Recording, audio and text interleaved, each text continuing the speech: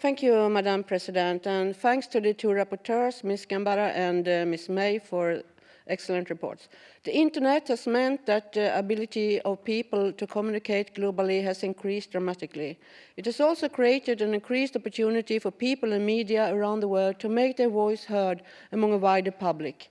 However, while the Internet has given us incredible opportunities, we have, on the other hand, experienced negative elements in this connection, such as Internet hate and misinformation, as we are all aware of.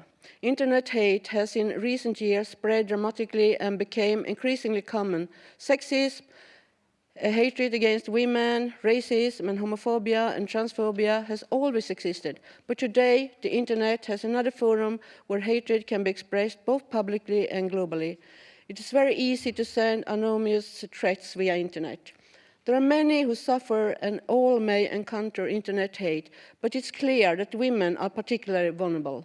Writers, journalists, politicians, artists, subjected to death threats and sexual violence, but also school children and the cashier at the grocery.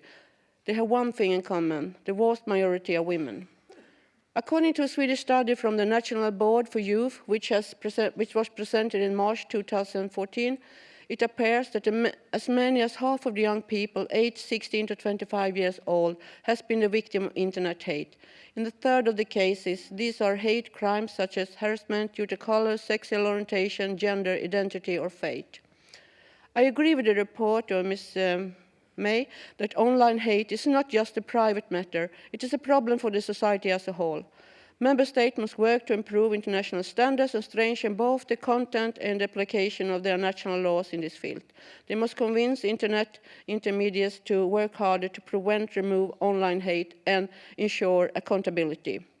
It is absolutely necessary to provide training to police, prosecutors and judges on the seriousness of all forms of online hate, and to ensure that children and young people are educated at an early age about both the exceptional possibilities and the responsibilities on online exchange. The best tool against misinformation is an educated and informed audience. It is crucial to ensure that victims' complaints of online hate and misinformation are taken seriously, and that they receive full support in dealing with its consequences. It would therefore be useful to establish a special ombudsman for the Internet. An Internet ombudsman should support and assist the victims of threats and violence online, which among other things means that the ombudsman should be given the tools and opportunities to help vulnerable getting responsible for the websites to remove offensive comments, photos, videos online, and offer support of the police reports. Let us work together in building societies free of hate. Thank you.